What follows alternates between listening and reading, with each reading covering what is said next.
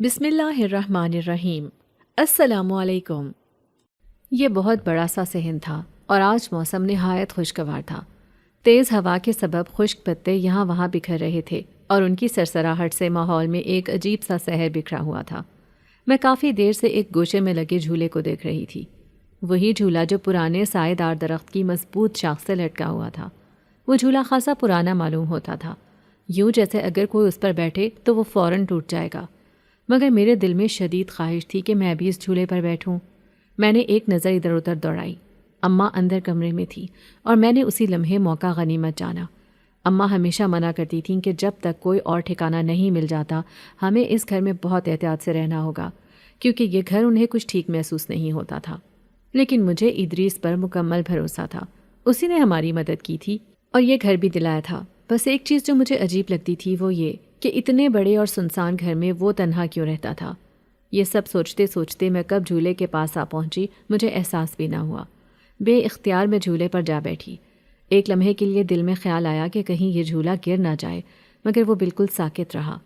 میں ہلکی سی جھجک کے ساتھ بیٹھی، لیکن پھر جیسے ہی ہوا میں معلق ہونے کا احساس ہونے لگا، ایک انوکھا سا سکون میرے اندر اتر رہا تھا۔ میرے پیر زمین سے بلند ہو چکے تھے، مگر سوال یہ تھا کہ مجھے جھولا کون دے رہا تھا۔ اچانک جھولا تیزی سے آگے پیچھے ہونے لگا۔ میں حیرت اور خوف کے ملے جلے جذبات کے ساتھ آنکھیں بند کیے اس لمحے کو محسوس کرنے کی کوشش کر رہی تھی۔ میں سب کچھ بھول گئی تھی، یہ بھی کہ میرے ساتھ در حقیقت ہو کیا رہا ہے۔ چند لمحے گزرے تھے کہ اچانک مجھے محسوس ہوا جیسے کوئی چیز گر کر میرے گلے میں آ پڑی ہو۔ میرے بدن میں سنسنی دوڑ گئی اور میری روح کانپ اٹھی۔ میں نے فوراً آنکھیں کھولیں اور جو منظر دیکھا اس نے میرے رونگٹے کھڑے کر دیے۔ میرے گلے میں پھولوں کی ایک مالا جھول رہی تھی۔ یہ کس نے ڈالی؟ یہ سب کیا تھا؟ مجھے یقین نہیں آ رہا تھا۔ خوف کے مارے میں تڑپ کر اس ہلکورے لیتے جھولے سے چھلانگ لگا چکی تھی۔ میرے بدن میں سنسنی دوڑ رہی تھی اور خوف کی شدت سے میرے چہرے کا رنگ اڑ چکا تھا۔ گھبراہٹ میں نے ایک جھٹکے سے وہ مالا اپنے گلے سے اتار پھینکی۔ یہ تازہ خوشبو سے مہکتی ہوئی مالا تھی، گلاب کے خوش رنگ پھولوں سے بنی ہوئی، جن کی تیز خوشبو میرے حواسوں پر چھا رہی تھی، مگر میں کچھ سوچنے کے قابل نہیں تھی۔ یہ سب کیا ہو رہا تھا؟ کون تھا جو میرے ساتھ یہ سب کر رہا تھا؟ اچانک اماں کی آواز میرے کانوں میں گونجی اور میں ایک دم حال میں لوٹ آئی۔ میرا نام دانیہ ہے۔ یہ تب کی بات ہے جب میں اپنی اماں کے ساتھ ایک چھوٹے سے کرائے کے مکان میں رہتی تھی۔ وہ مکان بہت معمولی تھا، اس کا دروازہ بھی پرانا اور بوسیدہ تھا۔ جیسے ہی میں نے میٹرک مکمل کیا، زندگی نے اچانک ایک تلخ موڑ لے لیا۔ ابا ہمیں چھوڑ کر ہمیشہ کے لیے چلے گئے۔ ان کے جانے کے بعد ہم بالکل تنہا رہ گئے۔ اماں تو جیسے صدمے میں ڈوب گئی تھی اور میں بھی اندر ہی اندر ٹوٹ چکی تھی، مگر مجھے اماں کو یوں افسردہ دیکھنا بالکل پسند نہیں تھا۔ وہ دن رات ہمارے حالات کی بہتری کے لیے لوگوں کے گھروں میں صفائی کا کام کرتی تھی، مگر یہ سوچ مجھے اندر ہی اندر کاٹتی تھی کہ میری بوڑھی ماں دوسروں کے گھروں میں کام کرے۔ اماں کی شادی کو 10 سال گزر چکے تھے جب میں پیدا ہوئی تھی، اور اسی لیے وہ کافی کمزور اور ضعیف ہو چکی تھی۔ وہ اور ابا ایک دوسرے سے بے پناہ محبت کرتے تھے، مگر قسمت کو شاید یہ ساتھ زیادہ عرصے تک منظور نہیں تھا۔ ابا کے جانے کے بعد اماں کے چہرے پر مسلسل اداسی چھائی رہتی، جیسے زندگی کا کوئی سہارا ہی نہ رہا ہو۔ اس دن میں نے ایک فیصلہ کر لیا، میں اماں کے پیسوں پر مزید اپنی پڑھائی جاری نہیں رکھوں گی۔ میں جانتی تھی کہ اماں کی خواہش تھی کہ میں اچھی طرح پڑھ لکھ جاؤں، مگر مجھے لگتا تھا کہ اگر میں صرف پڑھائی میں مصروف رہی تو ہمارا گھر کیسے چلے گا؟ اماں کی دوائیاں کہاں سے آئیں گی؟ ان کے دمے کی دوائی کتنی ضروری تھی یہ میں جانتی تھی۔ میں نے اماں سے جھوٹ کہہ دیا کہ میرا دل پڑھائی میں نہیں لگتا، اس لیے میں اسکول چھوڑ رہی ہوں۔ انہیں بہت دکھ ہوا تھا، مگر میں نے اپنے دل کو سخت کر لیا تھا۔ مجھے ہر حال میں اماں کے لیے کچھ کرنا تھا۔ یوں میں نے نوکری کی تلاش شروع کر دی اور آخر کار مجھے ایک چھوٹی سی اکیڈمی میں کام مل گیا۔ وہاں بچوں کو پڑھانے کا کام تھا، چھوٹے بچوں کو۔ وہ مجھے ٹھیک لگا تھا۔ مہینے کے 10,000 روپے ملتے تھے جو ہمارے گھر کے خرچ کے لیے کافی تھے۔ اس سے مالک مکان کا کرایہ بھی ادا ہو جاتا اور اماں کی دوائیوں کا بھی کچھ نہ کچھ بندوبست ہو جاتا۔ لیکن ایک روز اماں کی طبیعت بہت زیادہ بگڑ گئی۔ اس دن سارا خرچ دوائیوں پر ہو گیا اور میرے پاس 1 روپیہ بھی نہیں بچا کہ اس مہینے کرایہ ادا کر سکوں۔ جب میں اکیڈمی سے واپس آئی اور اپنے گھر پہنچی تو میرے رونگٹے کھڑے ہو گئے۔ گھر کے دروازے پر تالا لگا ہوا تھا اور اماں فرش پر بیٹھی ہوئی تھی۔ میں تڑپ کر اماں کے پاس پہنچی۔ ان کے چہرے پر گہری اداسی دیکھ کر میں سب کچھ سمجھ گئی تھی۔ میں نے کچھ کہے بغیر اماں کو سینے سے لگا لیا اور پھوٹ پھوٹ کر رونے لگی۔ ابھی میں اماں کو تسلی دے ہی رہی تھی کہ اچانک پیچھے سے کسی کی بھاری آواز آئی۔ اگر اس مکان میں رہنا ہے تو جو پہلے طے ہوا تھا وہ کرایہ چکانا ہوگا۔ یہ سن کر میرا دل دہل گیا۔ میں نے نظریں جھکا کر التجا کی، انکل میں آپ کو کرایہ دے دوں گی، بس 1 مہینے کی مہلت دے دیں۔ مگر وہ بے رحم انسان ٹس سے مس نہ ہوا۔ مجبوراً میں اکیڈمی آ گئی۔ میرے اکیڈمی والے سر بہت اچھے انسان تھے۔ عمر تقریباً 50 سال تھی اور ان کی طبیعت کافی نرم تھی۔ میں نے ہچکچاتے ہوئے ان سے کہا، سر دراصل مجھے اگلے مہینے کی تنخواہ ایڈوانس میں چاہیے، کیا آپ دے سکتے ہیں؟ مجھے سخت ضرورت ہے۔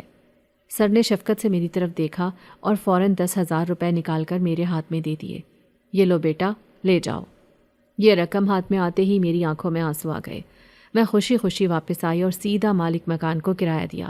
تب جا کر اس نے دروازہ کھولا اور میں اماں کو سہارا دے کر اندر لے آئی۔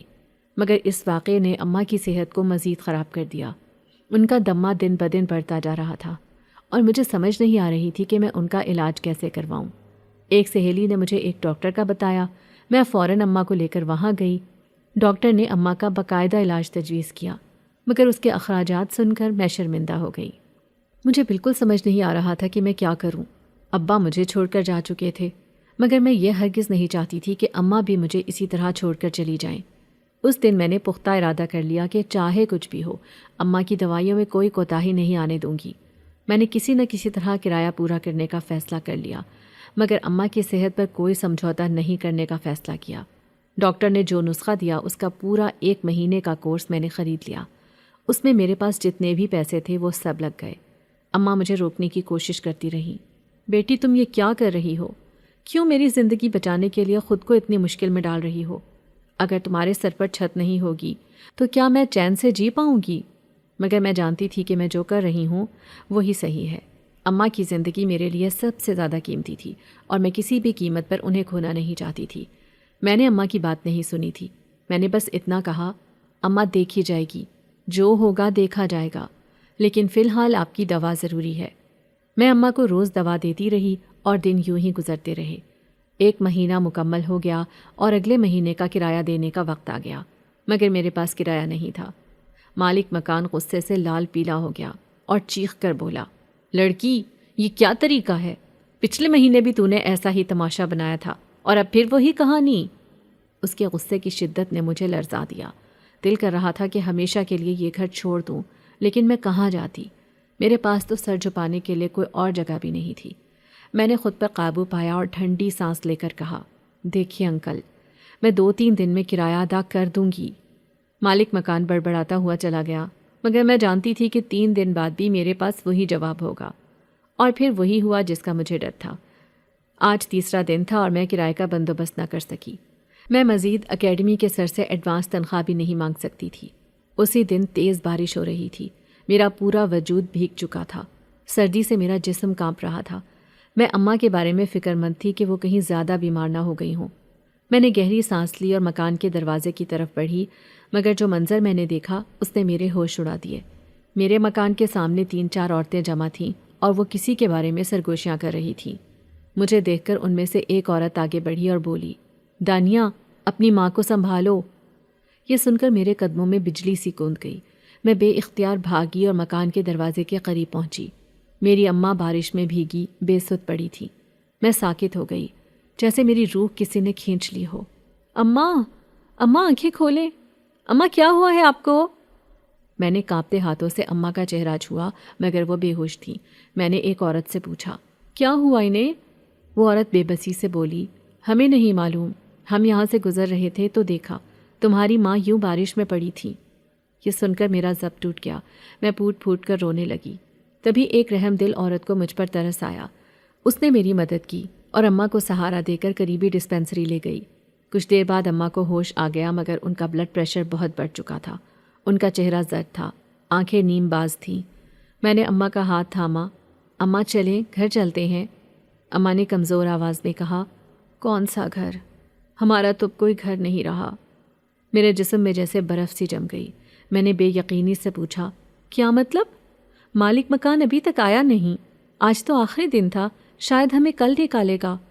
اماں نے سر جھکا لیا۔ اور بمشکل بولی، نہیں، وہی تو آیا تھا، اسی نے ہی تو مجھے گھر سے نکالا ہے، اب وہ ہمیں واپس اندر جانے نہیں دے گا۔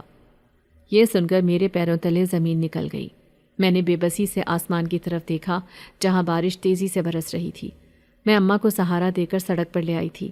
سرد بارش کی بوندیں میرے چہرے پر پڑ رہی تھیں، مگر مجھے صرف یہ فکر تھی کہ اماں کہاں جائیں گی، میں انہیں کہاں لے کر جاؤں گی۔ در بدر بھٹکتے ہوئے اچانک میری نظر ایک جھونپڑی پر پڑی جہاں کچھ مویشی بندھے ہوئے تھے۔ جھونپڑی میں کوئی دروازہ نہیں تھا، مگر ایک چھت ضرور تھی جو ہمیں بارش سے بچا سکتی تھی۔ میں نے اماں کو سہارا دیا اور وہاں جا کر بیٹھ گئی۔ میرے اندر غصہ بھرا ہوا تھا۔ مالک مکان نے ہمیں یوں بے گھر کر دیا اور میں کچھ بھی نہیں کر سکی۔ اگر مجھے معلوم ہوتا کہ وہ اتنا ظالم نکلے گا تو میں احتجاج کرتی، کم از کم اپنا سامان تو لے سکتی، مگر اب کچھ نہیں ہو سکتا تھا۔ کبھی میں بھی خوشحال زندگی گزارتی تھی، کبھی میرے پاس اپنا ایک گھر تھا، مگر آج میں ایک جھونپڑی میں تھی جہاں 3 ہٹی کٹی گائیں بندھی ہوئی تھیں۔ میں انہیں دیکھتی رہی، وہ ہمیں دیکھ کر عجیب آوازیں نکال رہی تھی۔ تبھی اگلے ہی پل دور سے مجھے کوئی آتا ہوا دکھائی دیا۔ اماں خوفزدہ ہو کر بولی، دانیہ، ایسا لگ رہا ہے جیسے یہ ان مویشیوں کا مالک ہے، ابھی ہمیں یہاں سے نکال نہ دے۔ میں نے اماں کو تسلی دی، مگر میری نظریں اس نوجوان پر جم گئیں جو قریب آ رہا تھا۔ وہ تقریباً 25 سال کا لگ رہا تھا، لمبا قد، متوازن جسم، چہرے پر ایک عجیب سی روشنی تھی۔ ہلکی سی داڑھی اس کے چہرے کی وجاہت میں اضافہ کر رہی تھی، مگر سب سے منفرد بات یہ تھی کہ وہ سائیکل پر آ رہا تھا جس کے دونوں طرف بڑے بڑے ٹین کے ڈبے لٹک رہے تھے۔ میں نے اندازہ لگایا کہ وہ دودھ بیچنے والا ہوگا۔ میں نے سردی سے بچنے کے لیے ایک موٹی شال اوڑھی ہوئی تھی۔ جیسے ہی اس نے جھونپڑی کے قریب اپنی سائیکل روکی، سب جانور ایک دم خاموش ہو گئے۔ ہمیں دیکھ کر اس کے ماتھے پر بل پڑ گئے۔ وہ آگے آیا اور قدرے سخت لہجے میں بولا، کون ہو تم لوگ؟ یہاں کیا کر رہی ہو؟ اس کے انداز میں سختی تھی، مگر مجھے ہمت آئی۔ میں نے نم آنکھوں سے کہا، دیکھیے، ہمیں خدا کے لیے پناہ چاہیے، ہمارے سر پر کوئی چھت نہیں ہے۔ میں اپنی بوڑھی ماں کے ساتھ بارش رکنے کا انتظار کر رہی ہوں۔ میری آنکھوں میں آنسو چمکنے لگے۔ اس نے گہری نظروں سے میری طرف دیکھا تو مجھے جھجک ہونے لگی۔ میں نے فوراً نظریں جھکا لیں۔ وہ چند لمحے خاموش رہا، پھر نرم لہجے میں بولا، اچھا، کوئی بات نہیں، تمہارا نام کیا ہے؟ میں نے سر اٹھایا اور جواب دیا، میرا نام دانیہ ہے اور یہ میری ماں ہے۔ وہ سر ہلا کر بولا، میرا نام ادریس ہے، میں دودھ بیچنے کا کام کرتا ہوں، یہ میرے ہی جانور ہیں، مگر یہاں بہت سردی ہے، تم لوگ یہاں کیسے رہ سکتے ہو؟ اس کی بات پر میرے چہرے پر ایک زخمی سی مسکراہٹ آ گئی۔ میں نے اماں کو دیکھا جو تھکن سے نڈھال لگ رہی تھی۔ ادریس بھی ان کے قریب چلا گیا۔ ماں جی، فکر نہ کریں، میں ہوں نا، میں ضرور آپ لوگوں کی مدد کروں گا۔ اس نے اماں کے ہاتھ تھام لیے۔ اماں ہچکیاں لیتے ہوئے اس کے ہاتھوں کو اپنے ہونٹوں سے لگا کر بولیں، بیٹا تم بہت اچھے ہو، جیتے رہو، تمہارے ماں باپ کو تم پر فخر ہوگا۔ یہ سنتے ہی ادریس کے چہرے کی ساری مسکراہٹ غائب ہو گئی، جیسے کسی نے اس کے زخموں کو ہرا کر دیا ہو۔ اس نے ایک گہری سانس لی، پھر جلدی سے بولا، ایسا کرو، میرے ساتھ چلو، میں تمہیں کہیں لے جاتا ہوں۔ میں چونک گئی۔ ایک لمحے کے لیے میں نے اسے غور سے دیکھا۔ اس کے لمبے گھنے بال اس کے کانوں سے نیچے تک آ رہے تھے۔ میں نے جھجکتے ہوئے پوچھا، تم کیا کام کرتے ہو؟ وہ بولا، میری گائیں ہیں، میں ان کا دودھ نکال کر شہر لے جاتا ہوں اور جیسے ہی بیچتا ہوں فوراً واپس آ جاتا ہوں۔ میں نے فوراً پوچھا، تم کہاں رہتے ہو؟ ادریس نے مجھے ایک نظر دیکھا، پھر کہا، میرا ایک مکان ہے، وہیں رہتا ہوں، میرے علاوہ وہاں کوئی اور نہیں رہتا، اگر چاہو تو میرے ساتھ چل کر رہ سکتی ہو۔ یہ سنتے ہی میں گھبرا گئی، جلدی سے بولی، نہیں نہیں، ہم تمہارے ساتھ نہیں چل سکتے۔ میں نے ابھی انکار کیا ہی تھا کہ تبھی اچانک ادریس نے میری ماں کو دیکھا اور تیزی سے ان کے پاس چلا گیا۔ اس نے اماں کے ہاتھ تھام کر نرمی سے کہا، ابھی کچھ دیر پہلے آپ نے مجھے اتنی دعائیں دی تھیں، میرے ہاتھ چومے تھے، کیا اب آپ کو مجھ پر یقین نہیں؟ آپ میرے ساتھ چلیں، مجھے پتا ہے کہ آپ کے سر پر کوئی چھت نہیں، اب آپ کہاں جائیں گی؟ اپنی بیٹی کو سمجھائیں۔ اماں خوش ہو گئیں، وہ میرے پاس آئیں اور نرمی سے کہنے لگیں، دانیہ تمہیں کیا مسئلہ ہے؟ اگر یہ اچھا بچہ ہماری مدد کر رہا ہے تو اس میں کیا حرج ہے؟ میں نے اماں کی طرف دیکھا اور دھیرے سے کہا، اماں، ہم کسی پر یوں آنکھیں بند کر کے بھروسہ نہیں کر سکتے، ہم نے اس سے بمشکل 2-4 باتیں کی ہیں اور آپ تو ایسے کہہ رہی ہیں جیسے برسوں سے اسے جانتی ہوں۔ مگر اماں اپنی ضد پر اڑی رہیں۔ آخر کار میں نے مان لیا اور ہم اس کے ساتھ چل پڑے۔ ادریس کو اماں نے اپنی سائیکل کے پیچھے بٹھا لیا جبکہ میں اس کے ساتھ پیدل چلنے لگی۔ کچھ دیر بعد ہمارے سامنے ایک بڑی سی حویلی آ گئی۔ میں حیرت سے رک گئی۔ یہ حویلی تو بہت پرانی لگ رہی ہے۔ بڑے بڑے درختوں میں گھری ہوئی وہ حویلی کسی پراسرار داستان کا حصہ معلوم ہو رہی تھی۔ اماں نے بے ساختہ پوچھا، یہ تمہارا گھر ہے؟ ادریس نے سر ہلاتے ہوئے جواب دیا، ہاں یہ میرا ہی گھر ہے، میں یہاں اکیلا رہتا ہوں۔ میں نے حیرت سے اسے دیکھا اور کہا، یہ تمہارا گھر تو نہیں لگتا، کہیں یہ تمہارے باپ دادا کی حویلی تو نہیں؟ ادریس میرے سوال پر خاموش ہو گیا، کوئی جواب نہیں دیا۔ میں اور اماں اس کے پیچھے اندر آ گئیں۔ وہ ہمیں ایک کمرے کی طرف لے گیا اور بولا، یہ والا کمرہ اماں جی کے لیے ہے اور یہ والا تم لے لو۔ میں نے دونوں کمروں پر نظر دوڑائی، پھر تجسس سے پوچھا، تم کہاں سوتے ہو؟ نیچے کی پورشن میں صرف 2 ہی کمرے تھے۔ سامنے ایک کھلا سا صحن تھا۔ جیسے ہی میں نے صحن پر نظر ڈالی، میری نگاہ ایک بڑے پرانے درخت پر جا ٹھہری۔ وہ درخت حد سے زیادہ قدیم لگ رہا تھا۔ اس کے پتے پیلے اور سوکھے ہوئے تھے اور اس کی بیلیں پورے صحن کو گھیرے ہوئے تھیں۔ اس کے نیچے ایک چھوٹا سا جھولا لٹک رہا تھا جو ہوا کے ہلکے جھونکوں سے مدھم انداز میں ہل رہا تھا۔ تبھی ادریس کی سخت آواز آئی، وہاں کبھی بھی مت جانا۔ اس کی آواز میں ایک عجیب سی سنجیدگی تھی، جیسے اس درخت کے پیچھے کوئی راز چھپا ہو۔ میں نے چونک کر اس کی طرف دیکھا۔ کیوں؟ ادریس نے جلدی سے سنبھل کر کہا، میرا مطلب ہے وہاں جانے کا کوئی فائدہ نہیں۔ وہ درخت بہت پرانا اور کمزور ہے اور وہ جھولا بھی کمزور شاخ سے بندھا ہوا ہے۔ اگر کوئی بیٹھے تو وہ گر سکتا ہے، اس لیے وہاں جانا بیکار ہے۔ میں نے ہلکی سی ہنسی کے ساتھ کہا، تم تو ایسے بول رہے ہو جیسے میں ابھی وہاں جا کر بیٹھنے والی تھی اور جھولا جھولنے والی تھی۔ پھر میں نے دوبارہ پوچھا، لیکن تم کہاں رہو گے؟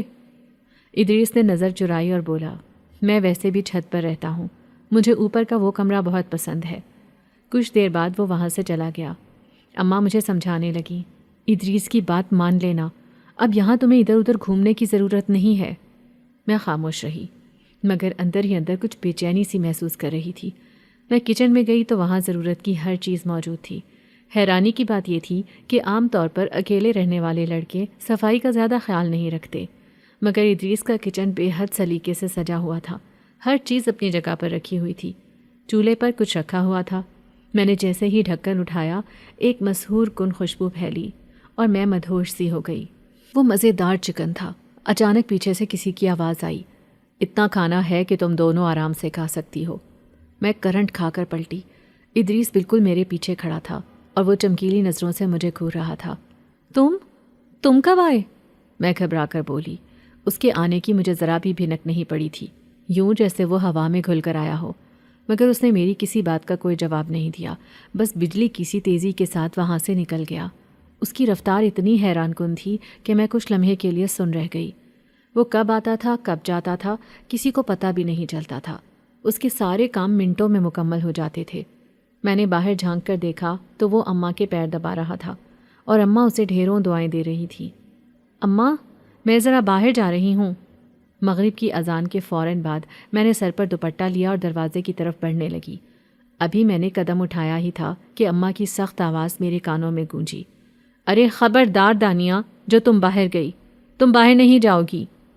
اماں کے سخت لہجے پر میرے پیر وہیں پر جم گئے۔ کیوں؟ کیا ہوا ہے؟ کیوں نہ جاؤں؟ مجھے کچھ ضروری کام ہے، میں ابھی آ رہی ہوں۔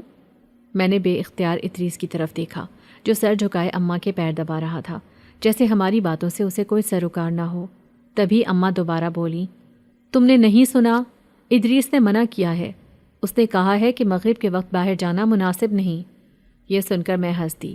اماں، آپ تو ایسے کہہ رہی ہیں جیسے کوئی جن ہوگا جو مجھ پر عاشق ہو جائے گا، میں نے مذاق میں کہا، مگر میری بات سنتے ہی ادریس کے چہرے کا رنگ بدل گیا۔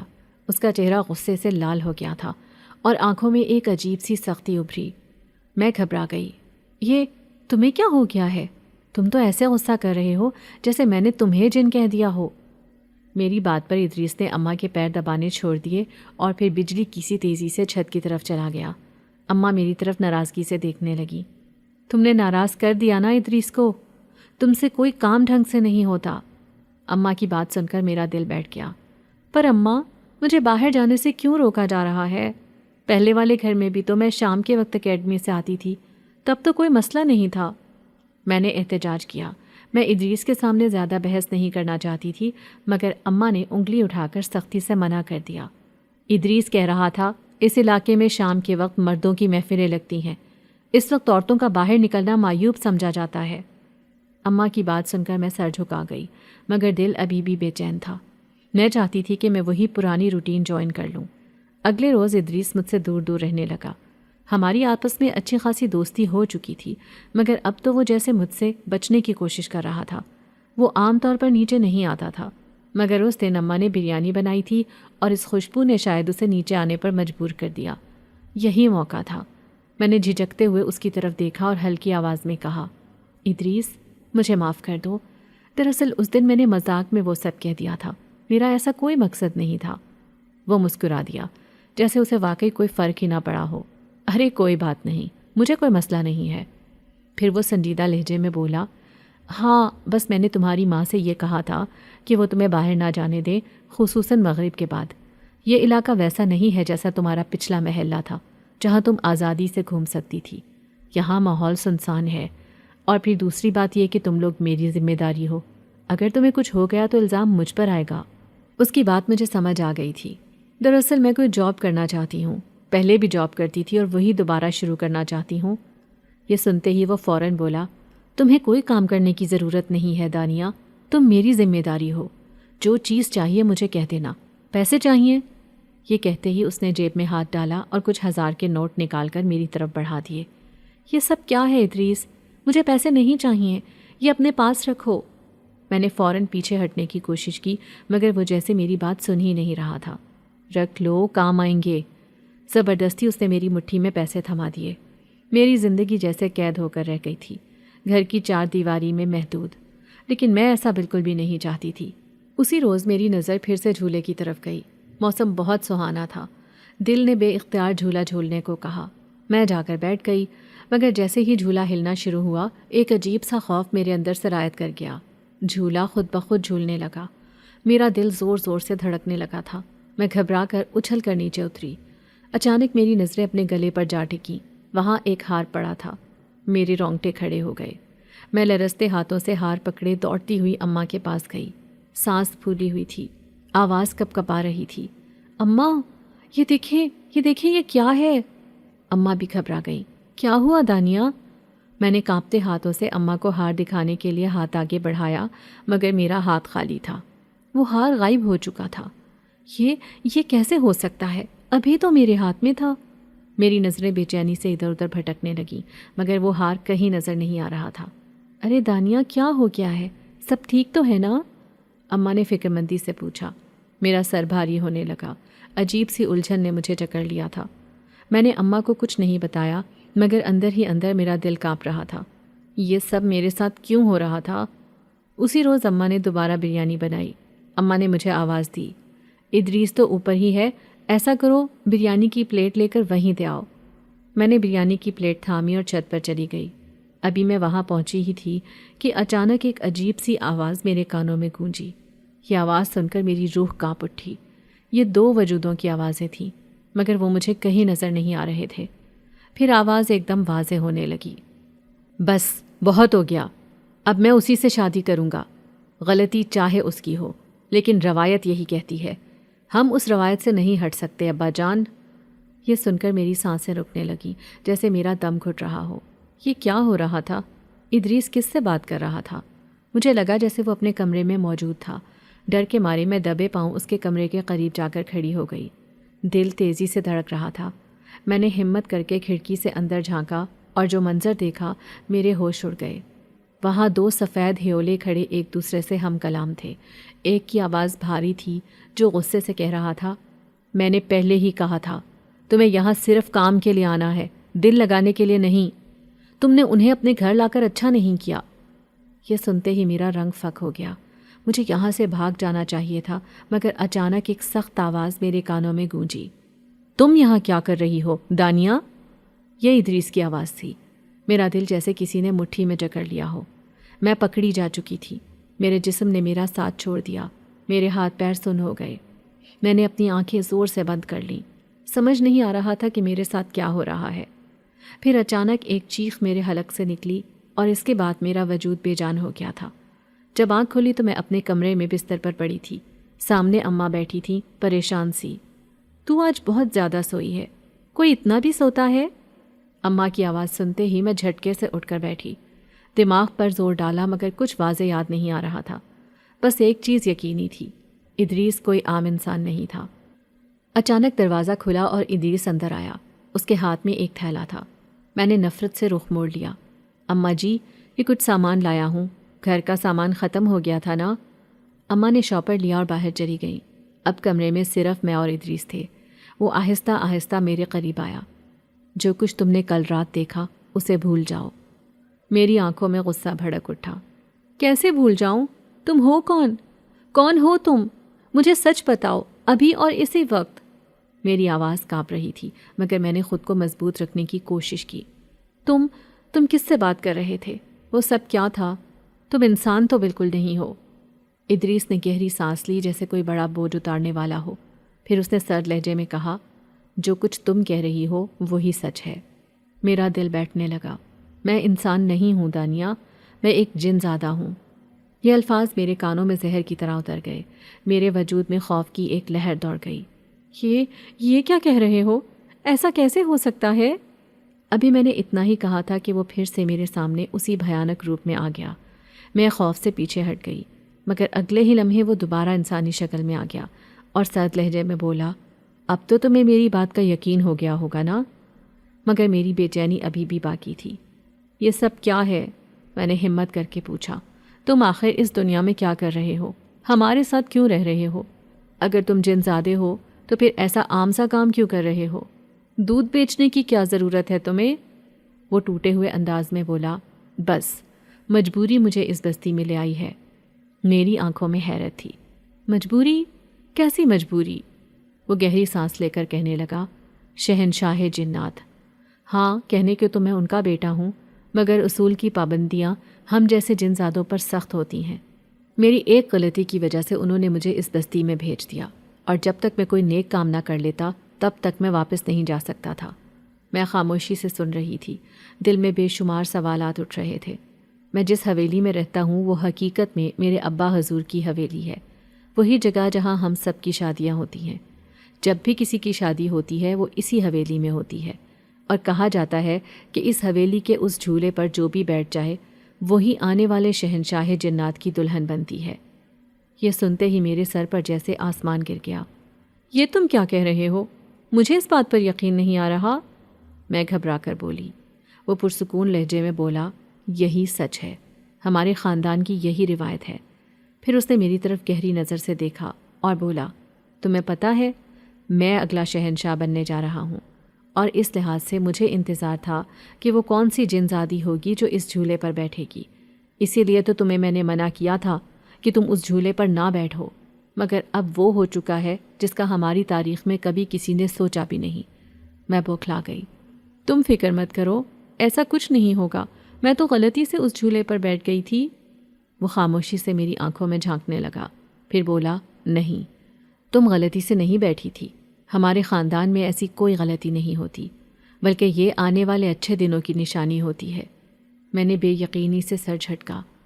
پر میرے ابا حضور کو بس یہی غم ہے کہ وہ ایک آدم زادی تھی جو اس جھولے پر بیٹھی تھی۔ میں نے بزرگوں کو سمجھا لیا ہے، میں شادی تو کروں گا لیکن کچھ شرائط کے ساتھ۔ میرے چہرے کا رنگ اڑ گیا تھا۔ یہ تم کیا کہہ رہے ہو؟ میں آدم زادی ہوں اور تم جن زادے ہو، ہم دونوں کیسے ایک ہو سکتے ہیں؟ میں غصے سے چلائی، اس بات کو اپنے ذہن سے نکال دو ادریس۔ اتنے میں اماں اندر آ گئیں۔ ارے کیوں اس پر چیخ رہی ہو؟ میں کب سے دیکھ رہی ہوں تم ادریس بیٹے پر ناحق غصہ کر رہی ہو۔ اماں کی بات پر میں نے بے بسی سے آنکھیں بند کر لیں اور اپنا سر تھام لیا۔ اماں، آپ کو نہیں پتا۔ میں کچھ کہنے ہی والی تھی کہ ادریس فوراً بول اٹھا، اماں جی آپ بالکل صحیح کہہ رہی ہیں، آپ کی بیٹی کو مجھ سے کچھ زیادہ ہی چڑ ہونے لگی ہے۔ ایک تو میں ہوں جو اس کا اتنا خیال رکھتا ہوں، اور یہ ہے کہ مجھے ذرا بھی اہمیت نہیں دیتی۔ اس کی باتوں پر میرے ہاتھ پاؤں پھول گئے۔ یہ اسے کیا ہو گیا ہے؟ میں فوراً اماں کی طرف پلٹی۔ اماں، دراصل میں آپ کو سچائی بتانا چاہتی تھی۔ یہ ادریس نے ایک بار پھر میری بات کاٹ دی۔ اماں جی دیکھیے تو صحیح، اب یہ فضول میں آپ کو ڈرائے گی کہ میں جن ہوں، میں بھوت ہوں، کب سے یہی راگ الاپ رہی ہے۔ بس اس نے مجھے رات کے وقت اوپر دیکھ لیا تھا جب میں اونچی آواز میں قرآن کی تلاوت کر رہا تھا، اور اسے لگا جیسے میں کسی سے بات کر رہا ہوں۔ تبھی سے یہ وہم میں مبتلا ہو گئی ہے۔ میں نے اسے سمجھایا بھی تھا کہ بھلا یہاں جن بھوت کیوں آئیں گے، مگر یہ چھوٹی ہے نا، اسی لیے خامخواہ ڈر رہی ہے۔ ادریس کی باتیں سن کر میرے اوسان خطا ہو گئے۔ مجھے یقین نہیں آ رہا تھا کہ وہ یوں چالاکی سے اماں کو اپنی باتوں میں الجھا لے گا، اور وہی ہوا جس کا مجھے ڈر تھا۔ اماں واقعی اس کی باتوں میں آ گئیں اور مجھے ڈانٹنے لگیں۔ دانیہ، یہ کیسا بچگانا پن ہے؟ تمہیں پتہ ہے نا کہ ہم کس مشکل میں ہیں، اور اس مشکل میں بھی تمہیں بس ایسی فضول حرکتیں سوچ رہی ہیں۔ ایک تو ادریس نے ہمارا اتنا خیال رکھا، ہمیں اپنے گھر میں جگہ دی، اگر وہ ایسا نہ کرتا تو ہم کہاں جاتے؟ اور تمہیں تو اس بات کی ذرا بھی پرواہ نہیں ہے۔ اماں کی بات پر میری آنکھوں سے آنسو بہنے لگے۔ میں شرمندہ ہو کر سر جھکا گئی۔ ادریس خاموشی سے وہاں سے چلا گیا، مگر میں سمجھ چکی تھی کہ اب اگر میں اماں کو کچھ بھی بتاؤں گی وہ اسے جھوٹ ہی سمجھیں گی۔ پھر وہ دن بھی آ گیا جس کا مجھے ڈر تھا۔ ایک دن اماں اچانک بولیں، کاش ادریس میرا داماد بن جاتا۔ یہ جملہ سن کر میرے جسم میں ایک سنسنی سی دوڑ گئی، پسینے سے میرا وجود بھیگ گیا۔ اماں آپ کیا کہہ رہی ہیں؟ یہ ممکن ہی نہیں، میں نے کانپتی آواز میں کہا۔ اماں نے تھکا ہوا سانس لیا اور سر تھام لیا۔ دانیہ، پھر تم نے اپنا ڈرامہ شروع کر دیا۔ کتنی بار سمجھایا ہے کہ ادریس میں آخر کمی کیا ہے؟ وہ اتنا اچھا لڑکا ہے، میرا خیال رکھتا ہے، مجھے ماں جیسا پیار دیتا ہے، جیسے وہ میرا کھویا ہوا بیٹا ہو جو مجھے دوبارہ مل گیا ہو۔ اسی لیے میں نے فیصلہ کر لیا ہے، اگر کوئی مسئلہ نہ ہوا تو اگلی تاریخ پر تم دونوں کا رشتہ طے کر دوں گی۔ شاید اس طرح اس کا ہم پر کیا گیا احسان بھی ادا ہو جائے۔ اماں کی باتیں میرے کانوں میں گونج رہی تھیں۔ مجھے ادریس کی وہ بات یاد آ رہی تھی جب اس نے کہا تھا کہ اب وہ مجھ سے شادی کر لے گا کیونکہ میں غلطی سے جھولے پر بیٹھ گئی تھی۔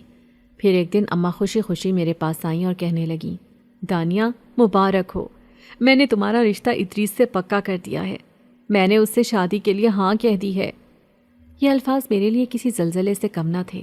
مجھے یقین نہیں آ رہا تھا کہ اماں جو کہہ رہی ہیں وہ حقیقت ہے۔ میں فوراً ادریس کے پاس پہنچی، میری سانسیں تیز ہو رہی تھیں۔ تم جانتے ہو نا کہ تم جن زادے ہو، میں نے غصے سے کہا۔ اب بس اپنی سچائی میری ماں کو بتا دو، ورنہ میں اپنی ماں کو لے کر ہمیشہ کے لیے یہاں سے چلی جاؤں گی۔ ادریس نے سکون سے میری طرف دیکھا اور دھیمے لہجے میں بولا، ایسا کچھ نہیں ہو سکتا دانیہ، اب تم کہیں نہیں جا سکتی، تم ہمیشہ کے لیے اسی حویلی میں رہو گی جب تک میری تم سے شادی نہیں ہو جاتی۔ یہ سن کر میں ساکت ہو گئی۔ میں فوراً اماں کے پاس گئی، ان کا ہاتھ تھاما اور کہا، اماں ہمیں فوراً یہ حویلی چھوڑنی ہوگی۔ اماں حیران ہو کر بولی، میں کہیں نہیں جاؤں گی۔ میں غصے سے بولی، ٹھیک ہے پھر میں یہاں سے جا رہی ہوں۔ میں تیزی سے دروازے کی طرف بڑھی، مگر جیسے ہی میں باہر نکلنے لگی ادریس میرے سامنے آ گیا۔ اس کی آنکھوں میں عجیب چمک تھی۔ وہ ایک قدم آگے بڑھا اور بولا، تم یہاں سے نہیں جا سکتی دانیہ، تم کیوں نہیں سمجھتی کہ ہم ایک ہو سکتے ہیں؟ اگر تم مجھ سے شادی کر لو تو تمہاری زندگی بدل جائے گی۔ تمہیں اور کیا چاہیے؟ تمہاری ماں کا علاج ہو جائے گا، تمہارے مکان کا کرایہ ختم ہو جائے گا، اور میں تم سے شادی بھی کر لوں گا۔ تمہارا ہاتھ کون تھامے گا؟ تمہارے پاس کچھ نہیں ہے۔ وہ جیسے مجھے ہی میری ہی کمیاں گنوا رہا تھا، اور اس کے ہر لفظ نے میرے اندر کسی چبھتے تیر کی طرح اثر کیا۔ میں شرم سے چور ہو گئی تھی۔ میرے پاس کوئی دوسرا راستہ نہیں تھا، لیکن میں نے اسے ایک شرط رکھی۔ میں فوراً بولی، میری ایک شرط ہے، تبھی میں تم سے شادی کروں گی۔ وہ چونک کر بولا، کیسی شرط؟ میں نے نظریں اٹھائیں اور پورے یقین سے کہا، میری اماں کو ساری سچائی بتا دو کہ تم واقعی ایک جن زادے ہو، اور اگر وہ اس کے باوجود ہماری شادی کے لیے راضی ہو گئیں تو میں تم سے نکاح کر لوں گی۔ یہ سن کر وہ گہری سوچ میں پڑ گیا، پھر کچھ دیر بعد دھیرے سے بولا، ٹھیک ہے، میں تمہاری اماں کو سچ بتا دوں گا۔ اگلے روز وہ میرے پاس آیا اور بولا، میں نے تمہاری ماں کو سب کچھ سچ سچ بتا دیا ہے، انہیں کوئی اعتراض نہیں، بلکہ وہ بھی یہی چاہتی ہیں کہ ہم دونوں کی شادی ہو جائے۔ مجھے اپنے کانوں پر یقین نہیں آیا۔ وہ چلا گیا تو میں فوراً اماں کے پاس گئی۔ اماں خوش تھیں۔ ادریس آیا تھا، وہ مسکرا کر بولی، اس نے سچ بتا دیا ہے، لیکن اگر اس سچ کو قبول کرنے سے ہماری زندگی بدل سکتی ہے تو ہمیں اسے تسلیم کرنا ہوگا۔ یہ سن کر میں جیسے شل ہو گئی تھی۔ مجھے یقین نہیں آ رہا تھا کہ اماں بھی یہی چاہتی ہیں کہ میری شادی ایک جن زادے سے ہو جائے۔ اب انکار کی کوئی گنجائش نہیں بچی تھی۔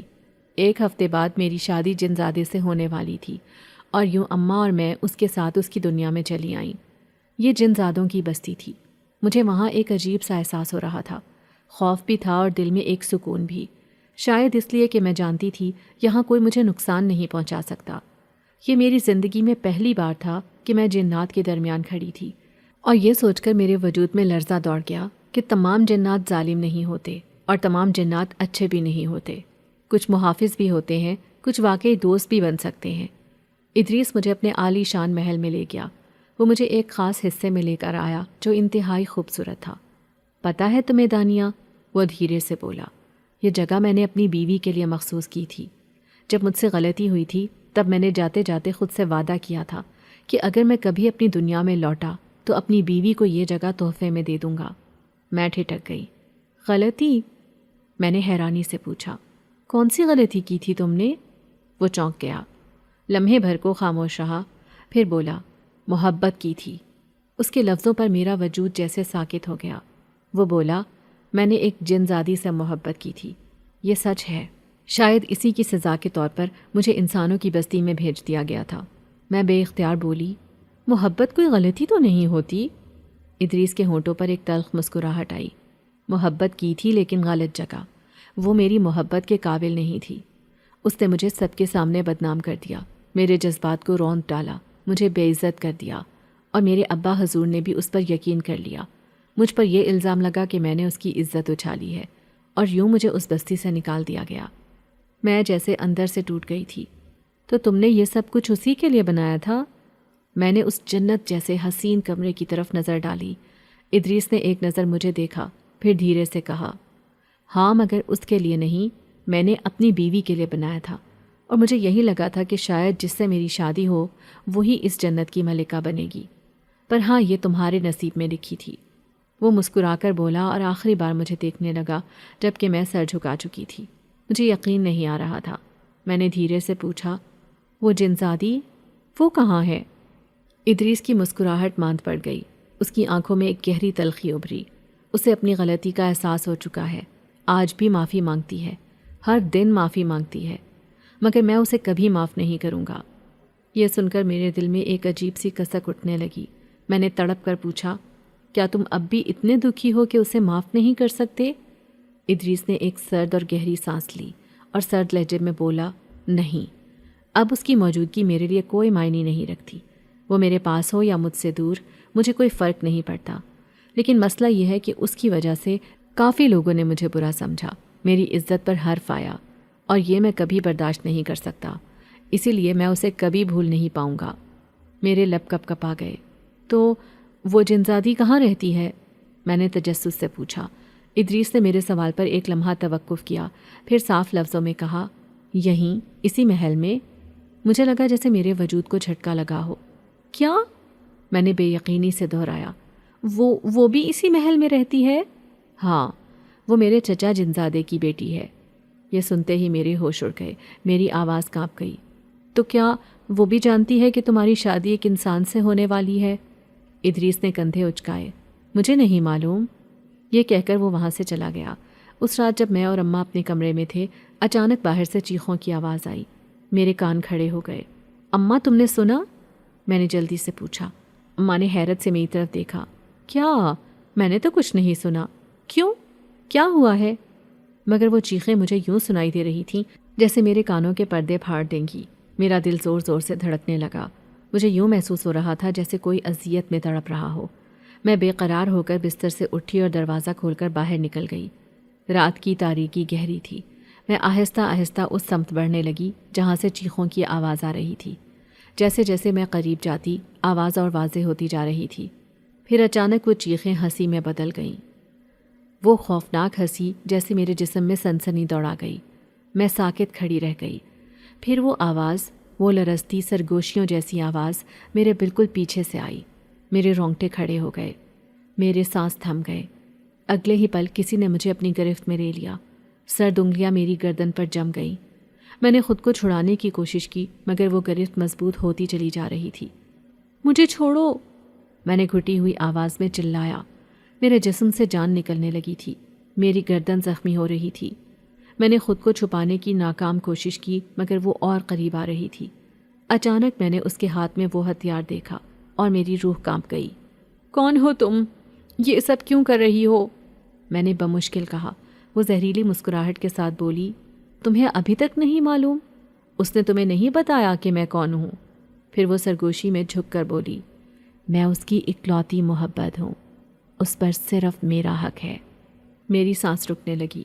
تم نے تو بس اس کے دل میں جگہ بنا لی، مگر یاد رکھو تم اس کی بیوی کبھی نہیں بنو گی، اس سے پہلے ہی میں تمہارا خاتمہ کر دوں گی۔ اس کے سرد لہجے میں وحشت تھی۔ پھر اچانک اس نے مجھے دھکا دے دیا اور میں زور سے زمین پر گر گئی۔ وہ آگے بڑھ رہی تھی، ہتھیار چمک رہا تھا، میری طرف بڑھتا جا رہا تھا۔ میرے دل کی دھڑکن بے ترتیب ہونے لگی۔ تبھی اگلے ہی پل کسی نے اس پر حملہ کر دیا۔ میری آنکھوں میں روشنی سی لوٹ آئی۔ میں نے سر اٹھا کر دیکھا، ادریس کو دیکھا تو میری جان میں جان آئی۔ چند لمحوں میں ہی دونوں کے درمیان جنگ چھڑ گئی۔ وہ غرا رہی تھی مگر ادریس کی طاقت کے سامنے بے بس تھی۔ پھر ایک زوردار جھٹکے کے ساتھ وہ زمین پر گر گئی اور ادریس نے اسے قابو کر لیا۔ اسے قید کر لو، ادریس نے 2 سپاہیوں کو حکم دیا۔ ادریس میرے قریب آیا، اس کی آنکھوں میں پریشانی تھی۔ میری حالت غیر تھی مگر میں نے فوراً پیچھے دیکھا۔ اماں فرش پر بے ہوش پڑی تھی۔ میں تڑپ کر ان کے پاس پہنچی۔ میں اپنا زخم بھول گئی تھی۔ میں نے ایک نظر ادریس کی طرف ڈالی، وہ شرمندہ کھڑا تھا، نظریں چرا رہا تھا۔ میرے دل میں شک پیدا ہوا، ادریس یہ سب کیا ہے؟ تم مجھ سے نظریں کیوں چرا رہے ہو؟ وہ چپ رہا۔ میں نے سخت لہجے میں دوبارہ دہرایا، ادریس سچ بتاؤ۔ آخر کار اس نے ایک گہری سانس لی اور بولا، مجھے معاف کر دو دانیہ، بات یہ ہے کہ… وہ رکا جیسے الفاظ چن رہا ہو، پھر بولا، میں نے تمہاری اماں کو سچ نہیں بتایا تھا۔ میرے اندر خوف کی ایک لہر دوڑ گئی۔ کیا مطلب؟ میں نے تمہاری اماں کو یہ کہا تھا کہ میرا خواب ہے کہ میں کسی بستی میں جا کر نکاح کروں۔ میں نے اصل حقیقت چھپائی تھی۔ میرے رونگٹے کھڑے ہو گئے۔ تو تم نے مجھ سے جھوٹ بولا؟ اماں سچ نہیں جانتی تھیں؟ میرے دل کی دنیا تہس نہس ہو گئی۔ میں نے کپکپاتی آواز میں کہا، ادریس جب تک میری اماں ٹھیک نہیں ہو جاتی میں تم سے نکاح نہیں کروں گی۔ کچھ دیر بعد اماں کو ہوش آ گیا۔ انہوں نے مجھے دیکھتے ہی اپنے سینے سے لگا لیا۔ اماں نے چند دن اس سے کوئی بات نہیں کی۔ ان کی خاموشی ہی ان کی ناراضگی کا اظہار تھی، مگر ادریس نے اپنی طرف سے کوئی کسر نہیں چھوڑی۔ وہ اماں کو منانے کی ہر ممکن کوشش کرتا رہا۔ بالآخر اماں کا دل نرم پڑ گیا اور وہ راضی ہو گئیں۔ پھر میری شادی جنزادے سے ہو گئی۔ ہماری آج کی کہانی آپ کو کیسی لگی؟ کمنٹ کر کے ضرور بتائیے گا، اور ہمارے چینل کو لائک، سبسکرائب اور شیئر کرنا نہیں بھولیے گا۔ ساتھ ہی ساتھ بیل آئیکن کو بھی پریس کر دیجیے تاکہ ہماری ہر آنے والی نئی کہانی کا نوٹیفیکیشن آپ کو بر وقت مل سکے۔